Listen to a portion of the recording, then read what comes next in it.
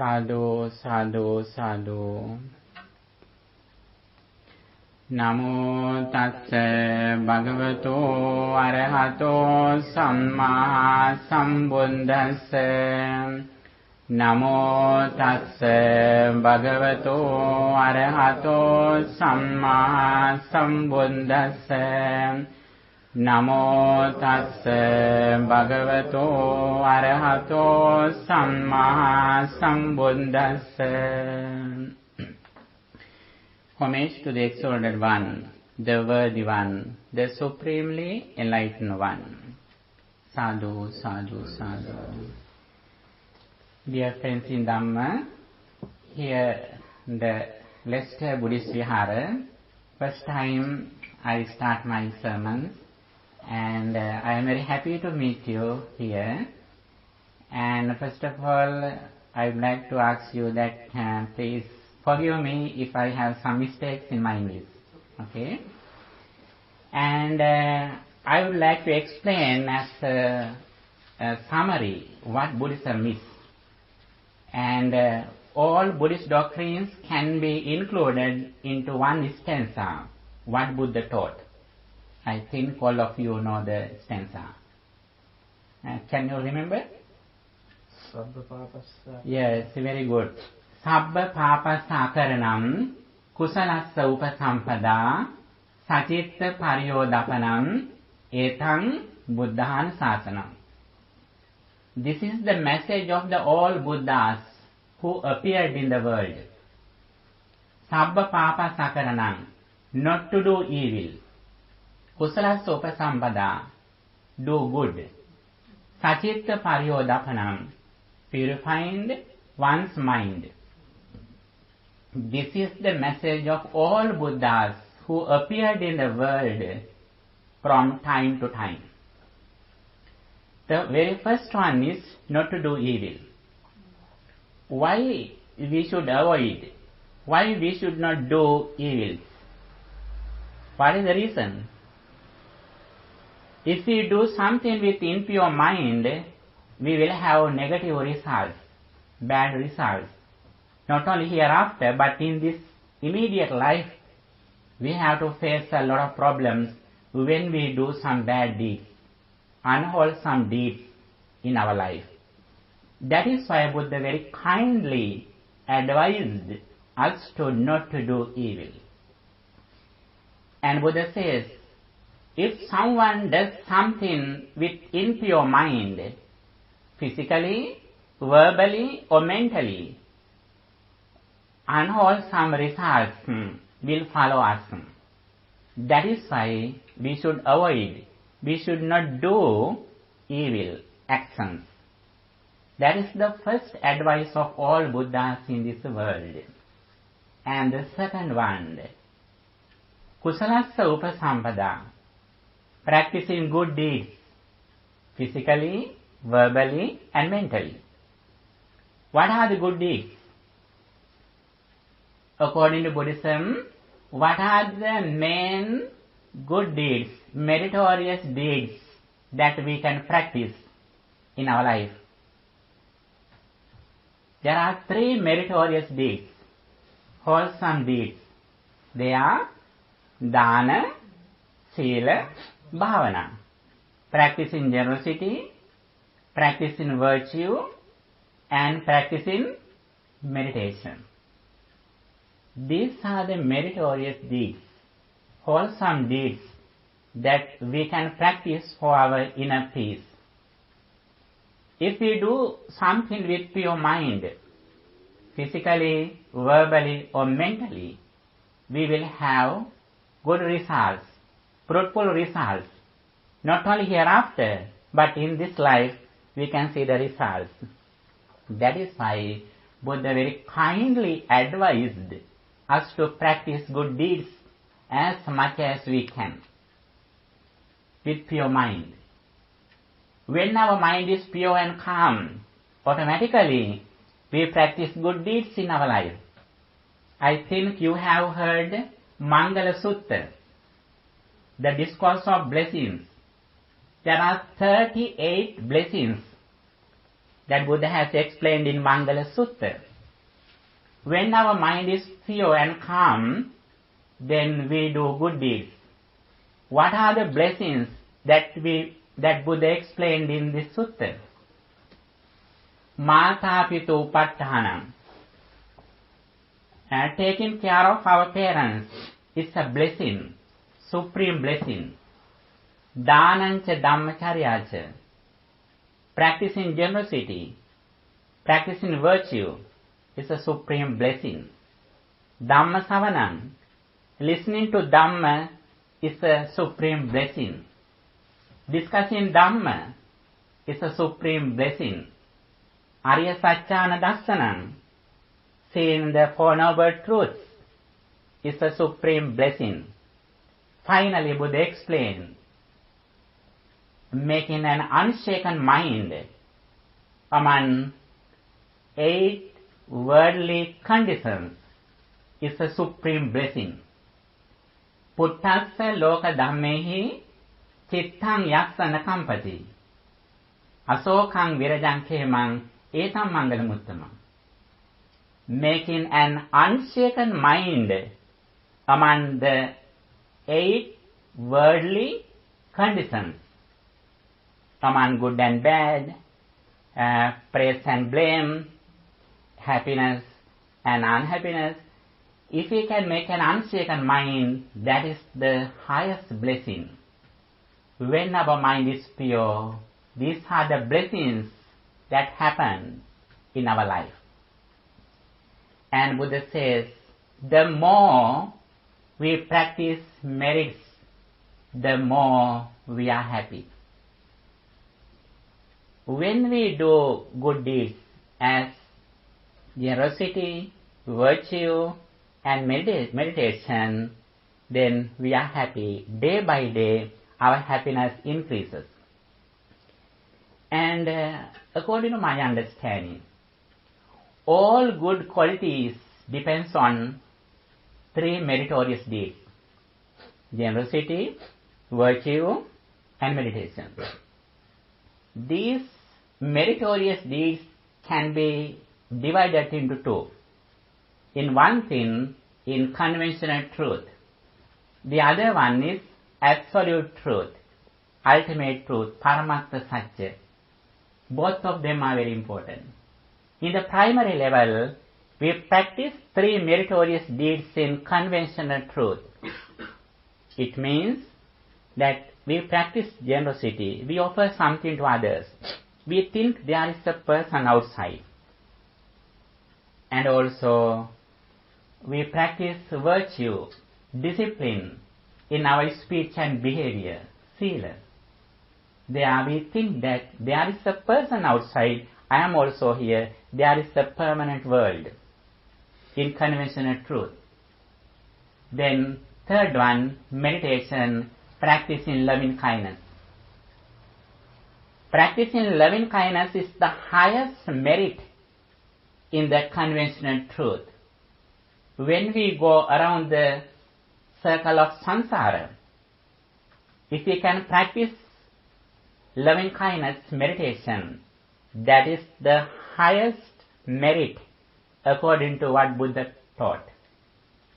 And these are the primary thin qualities in the conventional truth. If we need to succeed our family life, social life, and any other lives, if we want to succeed, we should practice these 3 things.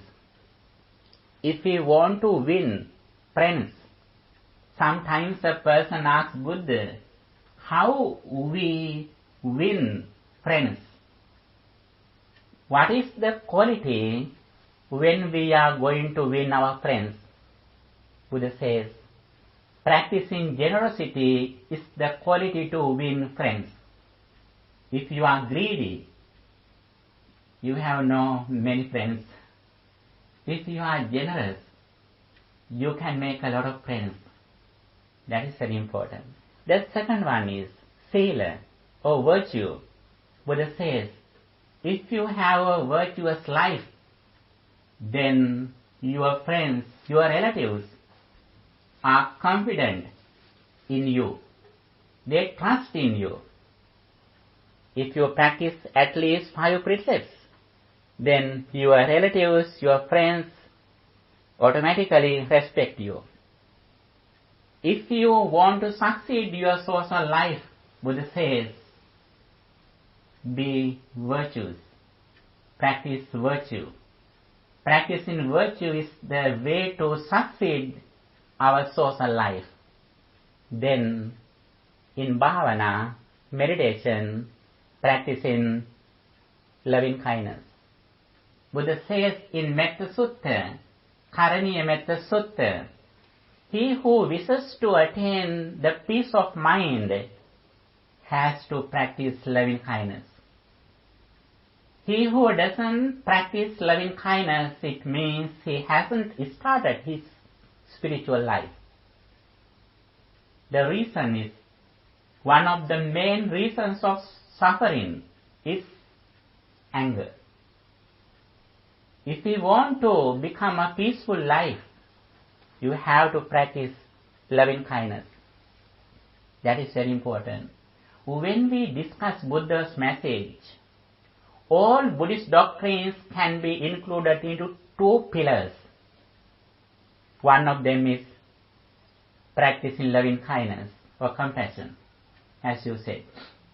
The other one is wisdom. Very good. All Buddhist doctrines can be included into 2 pillars. One of them is practicing loving kindness or compassion. The other one is practicing wisdom. Here, we are discussing the conventional truth. And in one side, we should practice generosity, virtue, and loving kindness in conventional truth. The second one is very important. In the ultimate truth, Paramatta Satya, absolute truth, Buddha explained how we succeed our deliverance path. According to Buddhism, there are 2 paths. They are heavenly path and deliverance path. First of all, I explained the 3 meritorious deeds in conventional truth that leads to heavenly path.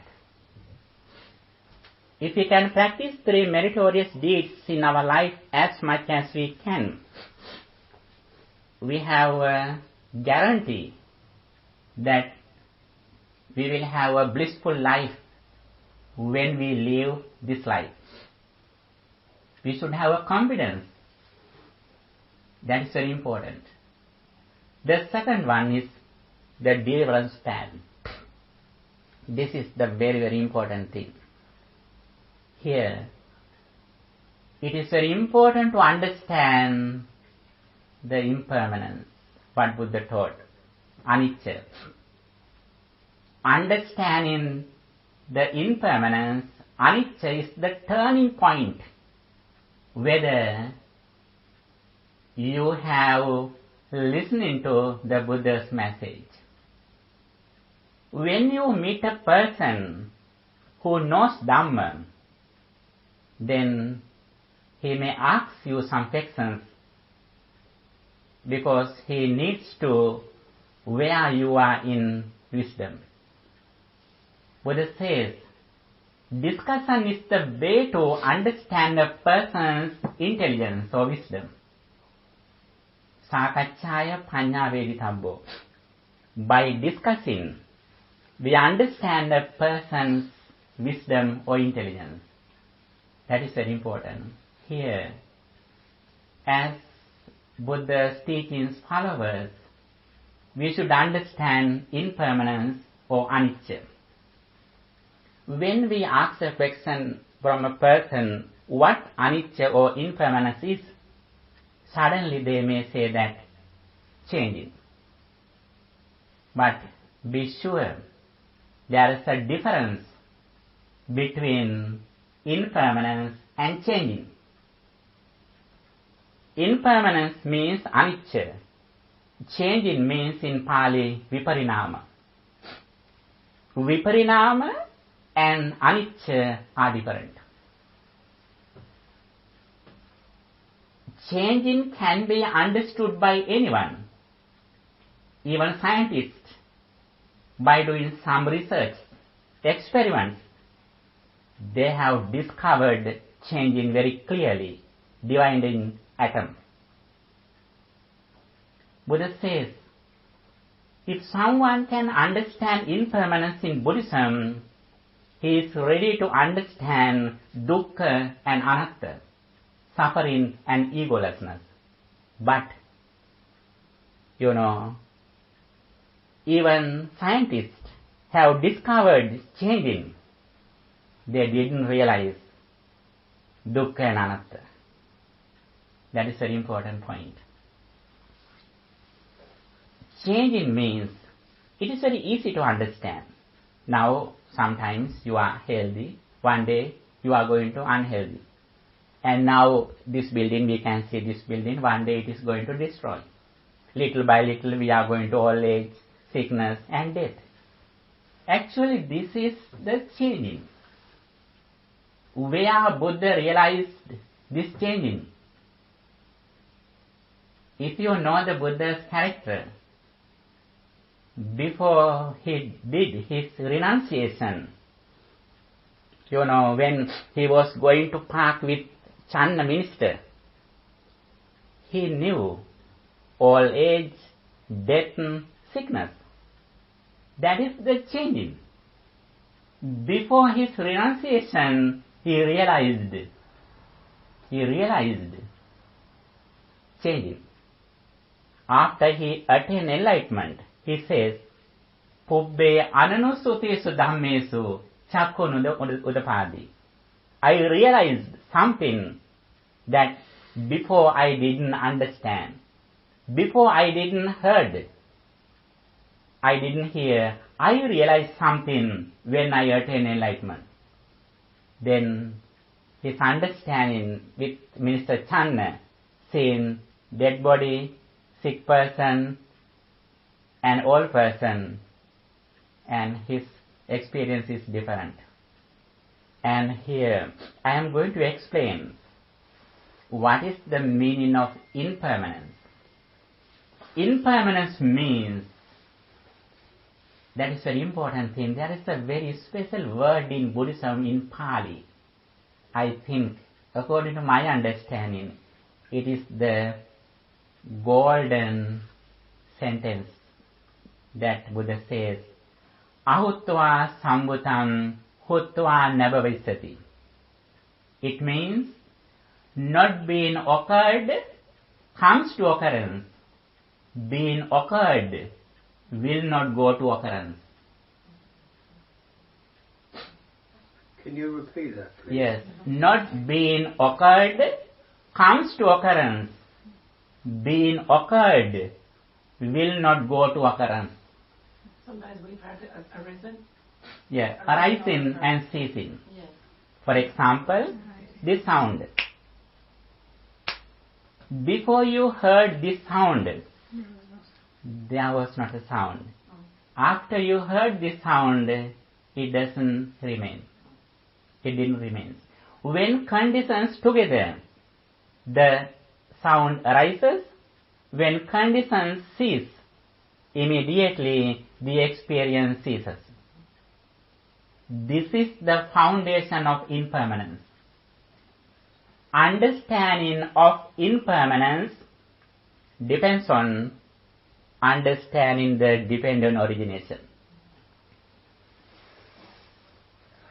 Understanding the dependent origination depends on understanding the Four Noble Truths. These are very important. This is the essence of Buddhism. Your understanding in Buddhism completely depends on understanding of impermanence. I is impermanent. What is the meaning of I is impermanent? Buddha says, Chakkung aniccham, Rupang aniccham. I is impermanent, forms are impermanent. What is the meaning of I is impermanent? I means not the physical I, the ability of seeing. The ability of seeing arises at the moment when other conditions are together. It is instant. It arises at the moment with the conditions. Our all experience in our life is impermanent. Impermanent means that experience arises at the moment with the conditions. When conditions cease, immediately the experience ceases. Like this sound. This sound arises at the moment with the conditions. Immediately it ceases. That is the meaning of impermanence. We can understand these fingers are subject to change. My ears are subject to change. It is very easy to understand. It is changing. But impermanence means this sound arises at the moment. That is the meaning of impermanence. The sound arises because of these reasons, conditions, such as fingers, ears, consciousness. These are the conditions. When conditions are together, the experience arises. But there is special thing that even though this sound arises because of conditions, this sound doesn't belong to conditions. This sound arises because of my fingers, but this sound doesn't belong to fingers. This sound doesn't belong to even my ears. Special thing that this sound doesn't belong to even my consciousness. But without these conditions, the sound doesn't arise. But the ordinary people, they think that the experience belongs to conditions. For example, when someone blames me, if I am ignorant, I think that this sound belongs to him. That is why I get angry with him. If we can understand this reality, immediately we are able to overcome attachment and anger. According to Buddhism, we reduce greed and anger in some levels by practicing generosity, by practicing compassion. We can reduce greed and anger in some levels. But if we want to overcome attachment and detachment completely, we have to overcome ignorance or delusion. You know, in Buddha's time, there were some ascetic people who had eradicated their greed and anger for 84 great eons. Like Alarakalam, Uddakaramaputta. When Buddha appeared in the world, who had eradicated, there were some people who had eradicated their attachment and detachment for 84 great eons. But they were not successful when Buddha appeared in the world. What is the reason?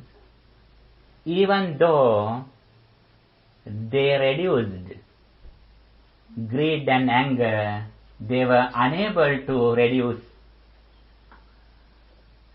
ignorance, delusion.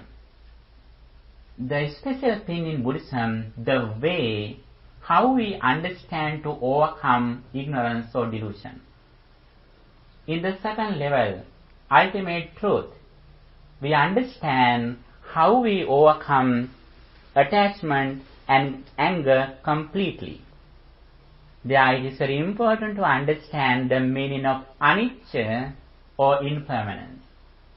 And Buddha says, our all experiences and senses are impermanent. Eye is impermanent, forms are impermanent, ear is impermanent, sounds are impermanent, nose is impermanent, smell is impermanent, tongue is impermanent, taste is impermanent, body is impermanent, feelings are impermanent, mind is impermanent, mental formations are impermanent. This is the world. This is our world, entire world. Without these internal senses and external objects, we have nothing in our life.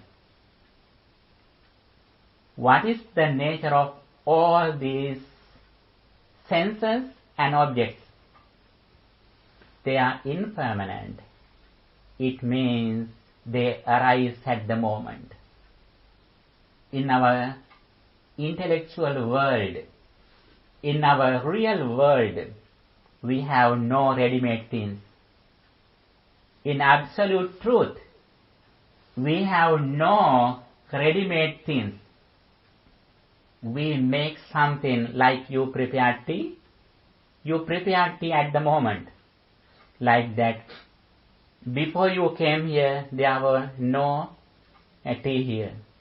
Adding something, some sugar, tea, milk, you prepared tea at the moment. Like that. We prepared something, forms, sounds, feelings, smell, everything we prepared at the moment according to our present mental condition. As soon as you come here, you met me and you said hi for me. Now, when you look at me, now your understanding is different. From moment to moment, end of this sermon, your experience will be different. Even though you see the same person or same sound, actually from moment to moment, our experience changes. And also, what is the reason? Our mental condition, our ignorance, our attachment, our karma, these are the reasons why our senses change. Every moment, our senses, internal senses change according to our present mental condition. If we are wise, if we can overcome ignorance, then our senses change. Then what is the highest understanding throughout practicing Dhamma? It means the Buddha says in Bahya Sutta, Ditte Dittamattam Bhavisati. As soon as you experience something, you understand, this experience arises at the moment. If we have this understanding, if we reflect on this reality, actually at the moment, our mind has no space to greed or anger. Because we completely in the present moment reflecting on impermanence. Not only we live in the present moment, but we reflect on impermanence. What is the impermanence? What is the meaning of impermanence?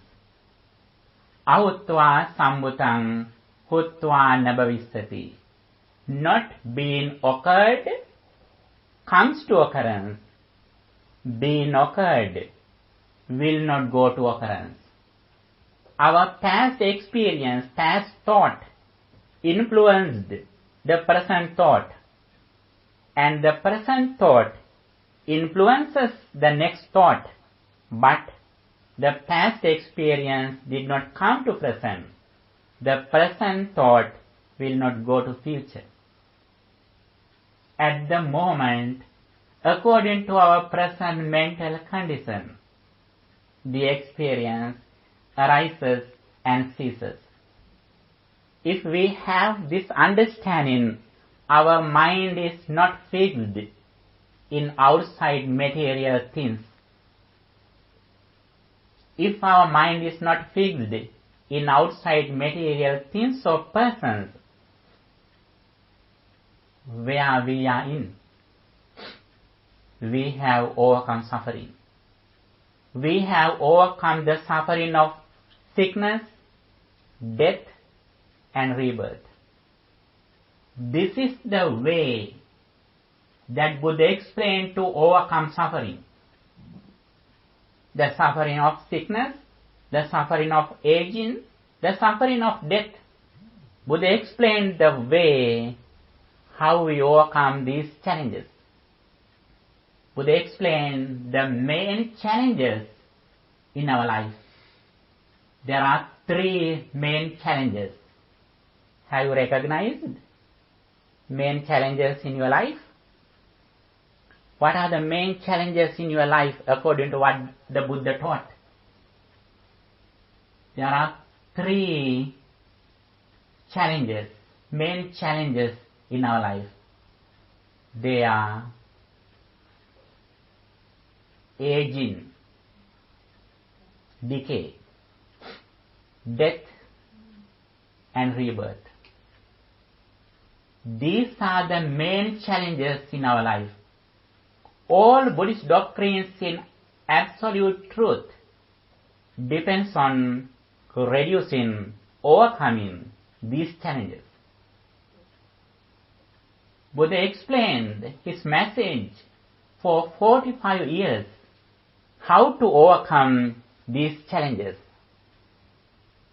If we can overcome these challenges, it means we have overcome suffering. The way that Buddha explained to achieve this goal is understanding the dependent origination, the paticca and practicing the Eightfold Path.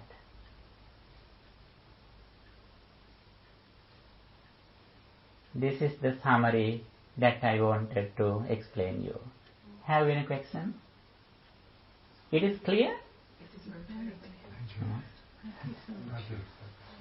Buddha says very special thing. Buddha says, I proclaim the reducing of fetters, defilements, for those who know the path, who see the path.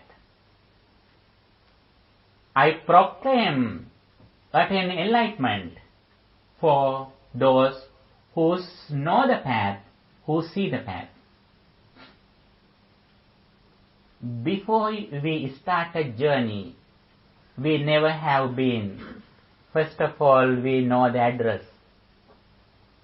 Even though your courage is very high, if you don't know the destination, your effort is useless. That is why Buddha says, knowledge and practice both are important. Knowledge without practice is useless. Practice without knowledge is blind. Both are very important. Here, first of all, we should understand heavenly path. And next, we should understand the deliverance path, Mokkha Magga. Sagga Magga and Mokkha Magga. Sagga Magga means the path of heaven, the path of a blissful life. Next, Buddha says, Mokkha Magga, the path of deliverance. Both are very important. First of all, we should have a confidence that I never go to a hell. I am sure that after I die, I will have a blissful life. We should have a guarantee. Next, we should know the path, how we overcome suffering. Whenever we are ignorant, anyone can disturb our peace of mind. If we think there is something permanent outside, if we find a person outside as permanent, it means anyone or anything can disturb our peace of mind. We have no freedom. We have no liberation because we depend on outside. If we can depend on inside, reflecting on impermanence, this is the way how we achieve the liberation or freedom. Buddha pointed out the way how we attain the real liberation, freedom in this immediate life. The very special thing in Buddhism, all other religions explain their liberation or heaven after they die. But how about Buddhism? Buddhism explains the liberation while we are living. Before we die, we can experience liberation. And also, before we die, we can experience heaven. When you practice loving kindness, you don't stop in loving kindness. You have compassion, karuna, mudita, sympathetic joy, and upekkha, equanimity. He who practices these four sublime states, it means he is like a Brahma, bearing a human physical body, physically, mentally, he is like a Brahma. This is the way how we make a heaven before we die. And also Buddha pointed out the way how we achieve liberation before we die.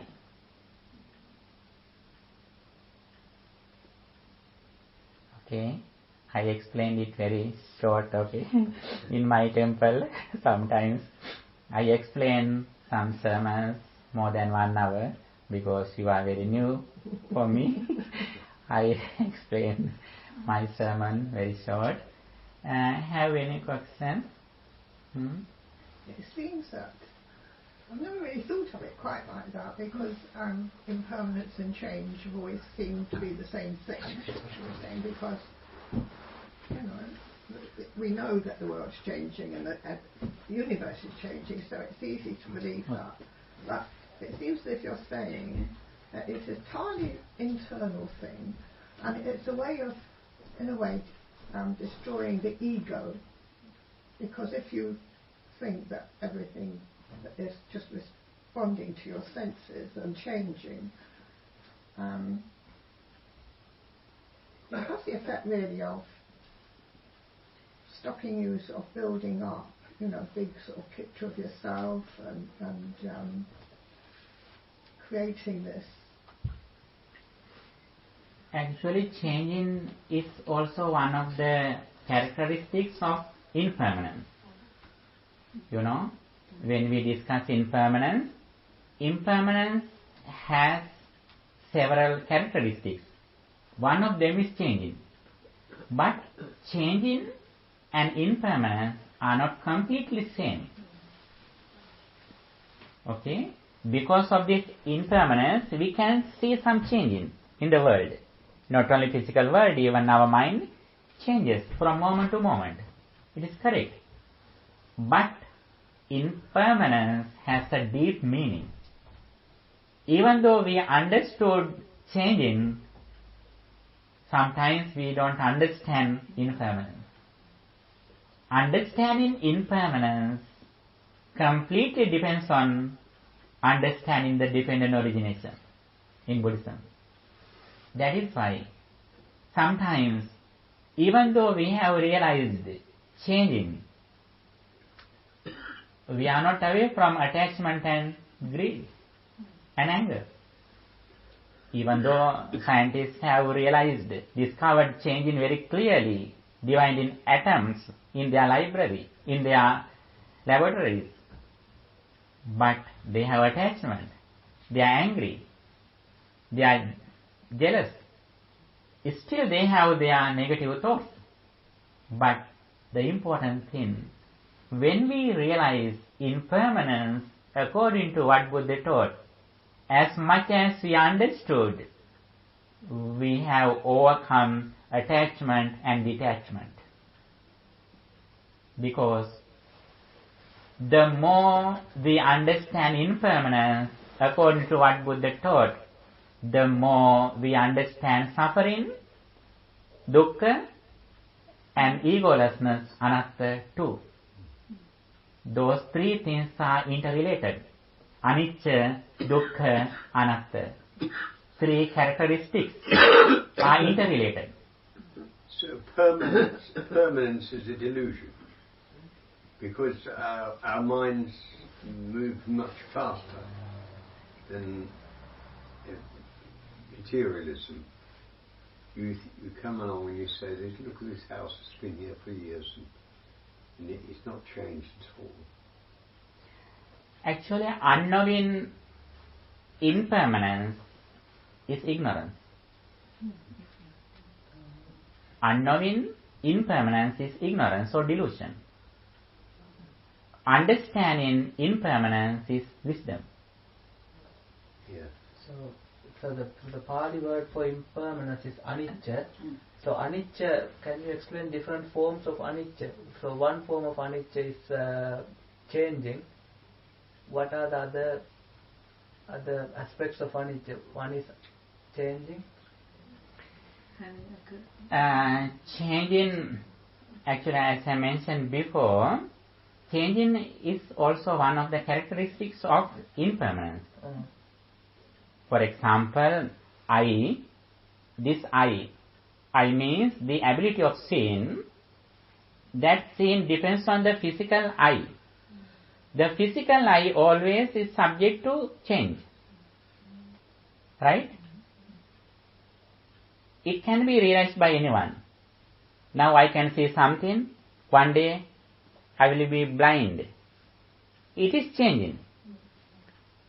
Changing depends on physical things, material things. Even though we don't experience something in outside world, we can see it changing.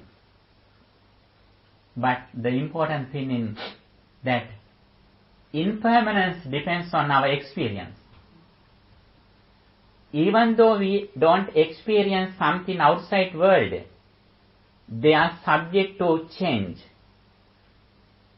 But the very important thing, understanding of impermanence depends on our experience world. That is why Buddha says very important thing in his teachings. Four Noble Truths, understanding of Four Noble Truths depends on the physical body, which consists with consciousness. Buddha says, dukkha satya, the truth of suffering, the truth of the cause of suffering, the truth of the cessation of suffering, the truth that the path that leads to getting rid of suffering, completely depend on this physical body, which consists with consciousness. We understand, we realized impermanence through our experience. And even though we experience something, for example, sometimes you haven't been to Italy or France. Even though you don't experience something where they are subject to change. Even though you don't experience. But impermanence depends on when you experience something through your six senses. When you hear something, when you smell something, even though you didn't go there, if you're listening something, you experience, you have attachment or detachment something there. There you can see the impermanence. It has a deep meaning. But when we meet again and again, we can discuss. Yes. Mm-hmm. Very simple question. You know, you use the words attachment and detachment as if they're two separate things. Desire and anger. Aversion. Yeah, so you're talking about. So, can you give us one example, please? So, let's say if Ramesh shouted at me 2 days ago, and now when I see Ramesh, everything comes into my mind. Oh, he shouted at me, he tried to hit me. Yes, I'm trying to visualize. Yeah, so according to Bahya Sutta, now it says Ditte Ditta Matta, which means I see Ramesh, and then I don't make any things. Oh, he did that. I don't go to past, future. I don't make any of the mental parts. Ditte Ditta Matta, you just see and then stop. Nothing else comes.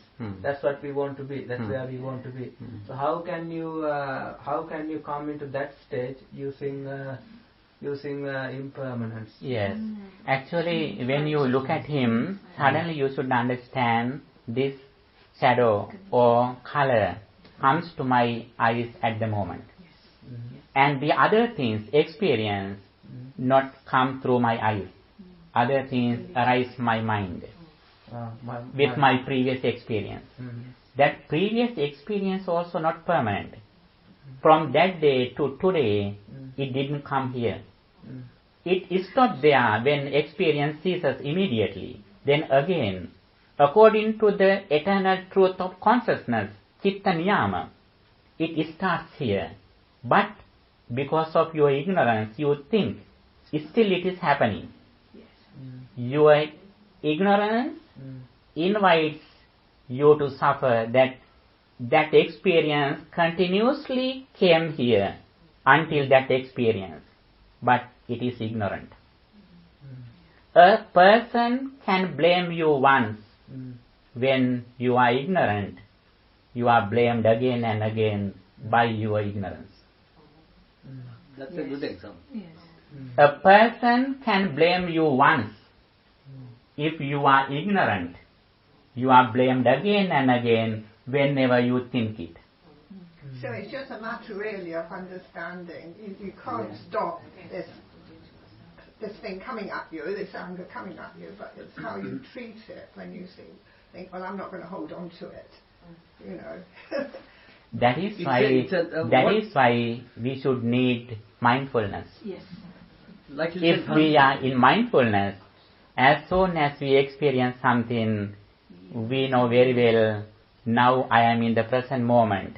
We can remember that incident, but we know very well, now I read my own mind, not the real experience. Right. When we are not in mindfulness, our mind suddenly goes to past. Not only mind going to past, but our mind lives in the past experience. That is the cause of suffering. Memory is not the fault. Memory is not the reason of suffering. The reason of suffering is ignorance or not mindfulness.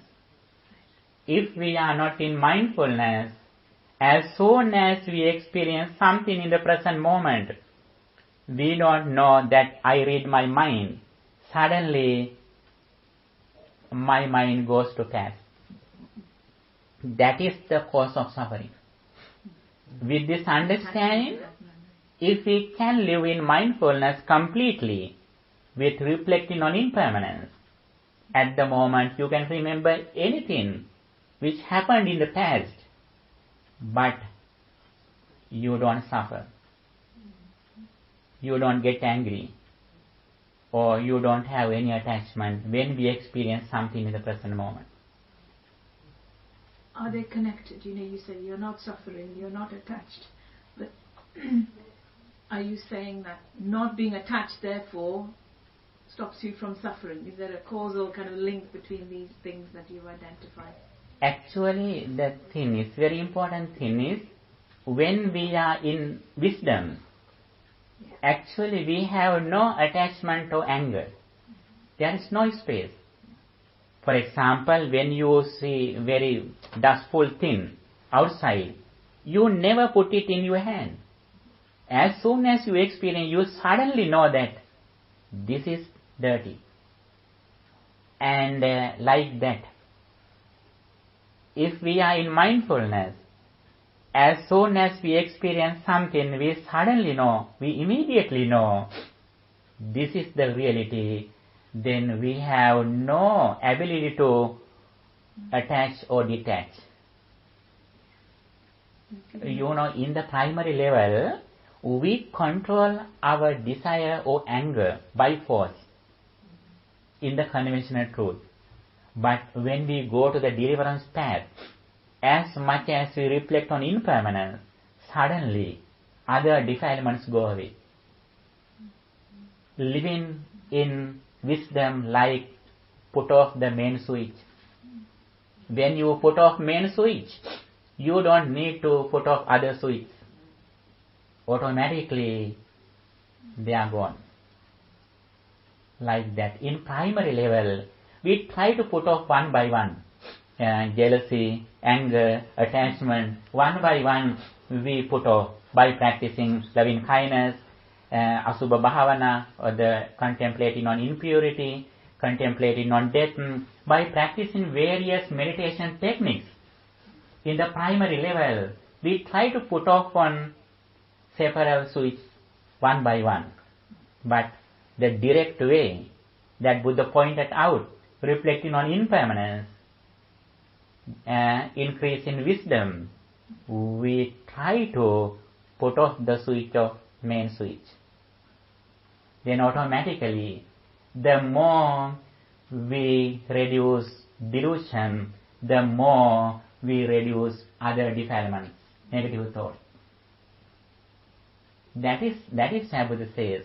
In the absolute truth, in the deliverance path, the highest quality that we should practice is that anicca bhavana, reflecting on impermanence.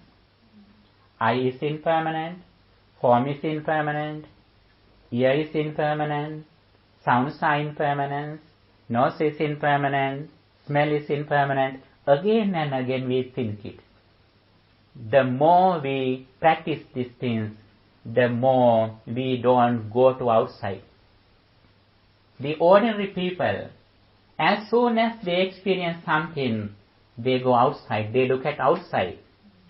We, the Buddha's followers, when we experience something, suddenly we come inside. What happens to my body, feelings, consciousness, and mental formations? That is the fourfold mindfulness. We are living in mindfulness. Buddha says, whenever you are living in mindfulness, it means you are living in the field of the Buddha. Whenever you are away from mindfulness, it means you are living in the field of the Mara, devil. Yes, sir. It's gone now, but I think what I wanted to... It'll come. Impermanence. It's impermanent. Memory is impermanent. The question I wanted to ask was, it doesn't take away our mindfulness doesn't take away our wisdom to use our survival skills if we are in a threatening situation. I was just thinking of, imagine a person, coming to attack us. Would that mindfulness and our awareness of impermanence, that this is just the conditions that have given rise to this situation,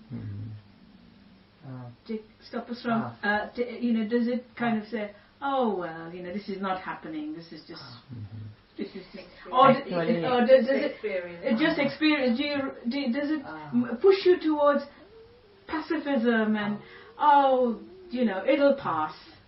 Or does it take away our willingness to put in the right effort to act? But then I think I've answered myself, because if you are on the path, the Eightfold Noble Path doesn't stop us from putting the right effort that situation demands of us. Yes, actually here it is very important to understand when we discuss mindfulness in Buddhism, Yeah. mindfulness is divided into two. One of them is the awareness of our body and mind. That is the one thing. Actually, mostly people know only this part. Not only that, Buddha explained. It means kaya kayanupassi viharati, the awareness of our body and mind. And not only that Buddha explained, but Buddha says, samudaya dhammanupassi viharati, vaya dhammanupassi viharati. It means mindful meditation. Buddha explained in one side mindfulness, the other one is mindful meditation. Yeah. Mindful meditation means reflecting on impermanence. Living in the present moment, we reflecting on impermanence. Both should be together. And when we are on this path, it means we are in the eightfold path. All things are together. Samma ditti, samma sankappa, right understanding, right intention, right speech, all things are together when we are on this path. Not only eightfold path, there are 37 enlightenment factors are together. For noble truth, for energies, for your spiritual faculties, for your, there are several things, 7 enlightenment factors, eightfold path. There are 37 enlightenment factors together when we practice mindfulness and mindful meditation. All of them are together. But the very important thing, knowledge is very important. First of all, we should know the destination from beginning to end. If we have a good understanding, the path of deliverance, it means always we are on the path of liberation. Little by little, we are reaching the destination. Buddha says, one time Buddha says, you have to practice 37 mental factors, enlightenment factors. Sometimes Buddha says, you have to practice only eightfold path. Sometimes Buddha says, you have to practice 7 enlightenment factors, Satta Bojjhanga. Sometimes Buddha says, you have to be skillful, 6 senses, eye, ear, nose. Again Buddha says, you have to practice 5 spiritual faculties. Then Buddha says, you have to practice 4-fold mindfulness. Then sometimes Buddha says, you have to practice 3 characteristics, Sila, Samadhi, Panya.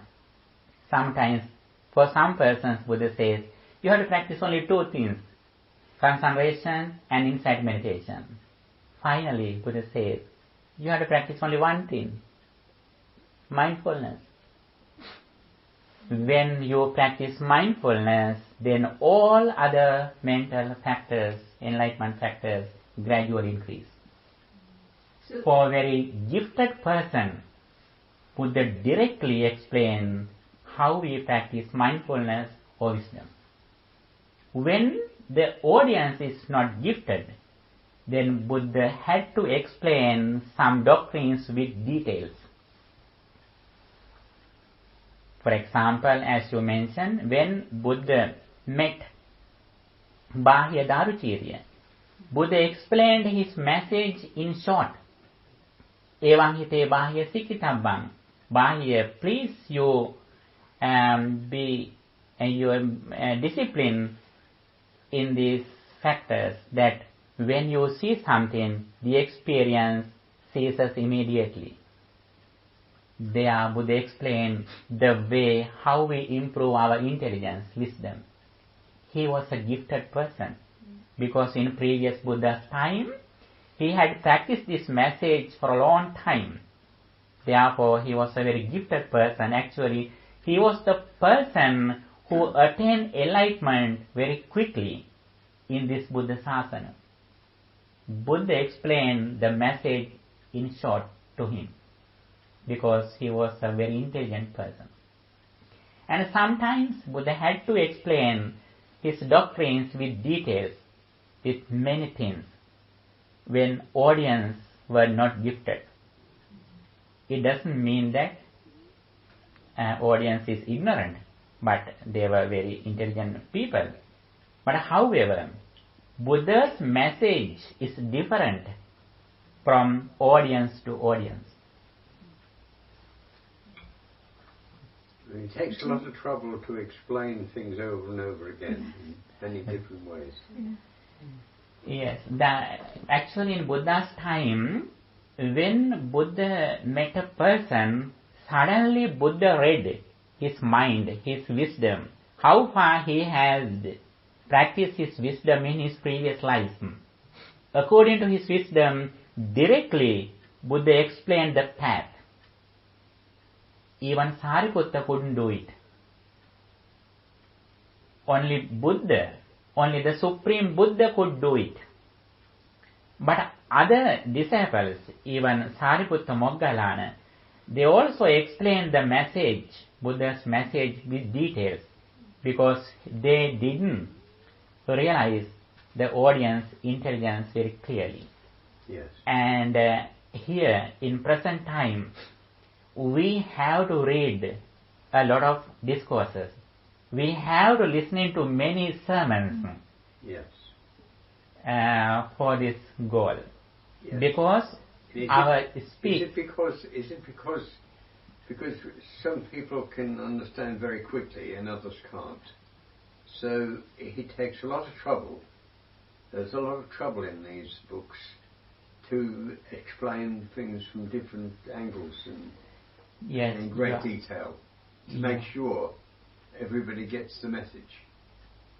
Yeah, actually it depends on some people, according to some people's understanding, they explain their message in various ways. You know, even in Buddha's time, we could see it. You know, some disciples, when someone asks them, who is enlightened, when he asked them some question about the deliverance path, he explained the message according to how he practiced.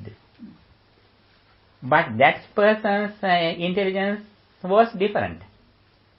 When he went to another person who was enlightened, he explained his message in another way.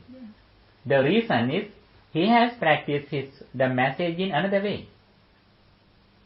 And people, even though they really have attained enlightenment, their sermons may be different. But we should be intelligent. Sometimes some people explain the Buddha's their own ideas as Buddha's message. Sometimes their understanding is wrong. That is why we should be intelligent.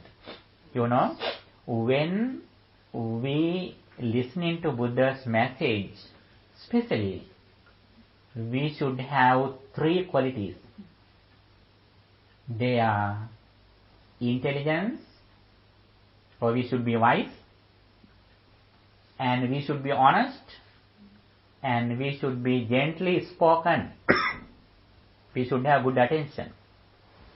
These 3 things are very important. Among them, intelligence is very important. When someone explains something, you should be wise whether that message is related to Buddha's real teachings. I hope I'm not interrupting. I know you're explaining something important, but the question that arises is, you're using the words intelligence and wisdom Yes, actually, as one, and that a person who's not intelligent can be wise, surely. And is wisdom an intuitive? I am sorry, because in Buddha's message in Pali word, vinyo, actually it has no real translation in English. We usually say wise or intelligent. But actually those are not the clear words. Vinyo means panya. Yes. Panya. Actually panya hasn't a very special word in English. We usually use wisdom. Yes. Wisdom. I think wisdom is a better word. Yeah. Prajna is wisdom as we have understood. Yes, actually even wisdom is not the correct word. Is it? Yes. Deeper. Yes, it is very close to the word Pali, Panya or Jnana. But it is also not the complete correct word. However we can use wisdom, I think wisdom is better than intelligence. Yes, you are correct. Because, we know many intelligent human beings. Yes, but they are not wise. And often the terms are used interchangeably so that, you see an intelligent person and you assume they're wise. But they may not be. Actually, Often they're not. Because there's arrogance about their knowledge. Actually, Buddha's message, according to Buddha's message, wisdom always with, understanding of the life. Even though we are very clever to other subjects, we are not wise according to Buddhism. Sometimes we can be proficient in a particular subject, but when they come to the Buddhism, they are not proficient. And they can't understand even what is impermanence is. But education, the common education, ordinary education and Buddhist education is completely different. And this education, Buddha says, as an intelligent person, the highest knowledge that we should gain is the understanding of the five aggregates. Five aggregates. Is the term, you said vinyu, isn't it? Vinyu means life. Vinyu. Is that connected to vision? Is the Pali word connected to vision? Yes, vision or understanding, Yeah. right understanding, right view, right vision, there are synonyms. Yeah. And in Pali language, Panya, Vinyu, Jnana, there are several Pali words in the same meaning. Thank you. You've given us so much insights into take away and think about, reflect. Radha's question about someone attacking. So I went to a martial arts class. This guy went to Japan to learn from monks, and he taught you don't get angry or anything. It's just you hit, you do this, do that. That's only what you do. Defense. Yes. You don't have any of anger or anything towards that thing. Yes, actually it is correct in some way in Buddhism, but actually when we go to the deeper level, actually it is completely different. Because everything in the world they explain according to conventional truth. The thing is, before we experience there was something. After we experience there is something which is remain. That is the nature of the understanding of the conventional truth in the ordinary level. In all religions, scientists, philosophers, they explain their message according to conventional truth. Buddhism also has explained some teachings according to conventional truth. Even the path of heaven, the blissful life, Buddha explained according to conventional truth. It means there is something outside. But when we go to the deeper level, Buddhism doesn't say that there is something, no, there isn't something. Both are extremes. If we think there is something outside, it is an extreme. If we think there isn't something, that is also an extreme. The interesting thing in Buddhism is that Buddha says, Dittincha anupagamma silava dassanena sampanno. Without going to extremes, we should be in discipline. We should have virtue without going to extremes like there is something or there isn't something. Both are extremes. All religions, philosophers, scientists depends on these extremes, whether there is or isn't. But in deliverance path in Buddhism, Buddha explained this message without going to these extremes. This is the middle path. This is the middle path. Some people may think that if we don't do much things, if we do small things, then it is the middle path. Actually, that is not the middle path. Middle path means, the real meaning of middle path is that we don't think that there is something or there isn't something. So We experience something at the moment according to our present mental condition. There is something, but it is depend on the present moment. So you answered my question, which is that, faced with that situation, you wouldn't go into, this will pass mode, because that's like saying it isn't happening. So that's extreme. Nor should you be totally consumed by the experience that this is, and overreact.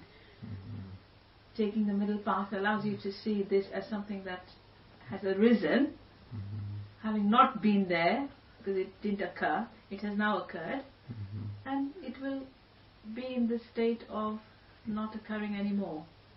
Because it's impermanent. That's the insight of it. Even though it says, when again conditions arise, the experience again arises. And the situation you described, rather, which is quite extreme situation, but it's the wise action would be to run if you can. To stand there and wait for it to happen might not be the wise thing to do, but if you can't, run, get away from it. Maybe. And that's the first rule in martial arts. Yes. When there's any sort of confrontation, you run away. Actually, here also his experience, his example also, not the real example actually. Even though they practice their arts, their martial arts, then they may think that there is some person outside. That is actually, even though they are neutral, anytime they may have some problems. For example, even though now your mind is equanimity, now you have no attachment or detachment with anyone. But if you are ignorant, anytime your attachment may arise. Even though now you are very calm and quiet, if we think there is something outside, it means we are ready to go to outside anytime when there is conditions arise. That is why. Bhante, just one moment. When Kosala gave the example of somebody there in the martial art, let's say you have to confront, but he is talking of the moment when that condition arises, not that he was thinking that there is somebody outside. Yes, so you were saying that he is thinking that there is somebody outside. But let's say I practice martial art. I don't go around thinking that there is somebody outside. But if somebody comes at that moment, at that point, when I think that yes, I am going to be attacked, so I don't have to think, because that's happening. We live in conventional reality. Is that what you're saying? Can he defend with compassion to me? I try to attack him. Can he defend with compassion to me? Is that what he should do? Defend himself with compassion to me without getting angry. Yes, actually you are correct. It is also in the conventional truth. Even though we practice loving kindness, compassion, actually all of those qualities are not related to the deliverance path. All of them depend on the conventional truth. Right, In some levels we can control our anger and attachment. But it doesn't mean that we have completely overcome suffering. Anytime we can go to the world, we can have some problems. Even though now we are completely compassionate, but anytime our mental situation can change. But when we see the highest reality, there we have no space to attachment or anger. So we have to keep looking for this main switch. But little by little we should do it. Little by little we should sharpen our wisdom. Day by day, by reflecting on impermanence, we sharpen our wisdom. One day, we will be ready to practice on Ditthiya Dittamatta. What we say, we immediately say it happens at the moment. That is our final result. We can't enter directly the destination, but in this level, little by little, we practice compassion, loving kindness, sympathetic joy, practicing generosity, virtue. By practicing these qualities, little by little, we are reaching the highest goal. Buddha's path it has an order. It is a gradual path. That is why Buddha says, Nahang adhikeneva anyārādhanam vadhāmi. It means, at the beginning, I don't proclaim the highest wisdom. At the very beginning, I don't explain the highest condition of wisdom. I explain the highest wisdom little by little, as a gradual path. Like the ocean deepens gradually. Buddha's message is like the ocean. Ocean doesn't deepen suddenly. The ocean deepens gradually from the beach to the water. Buddhism also like that. Buddhist path also like that. Okay, thank you so much. We discussed a lot of things and I am very happy to meet you and share my knowledge with you. And as we are free in the future, little by little,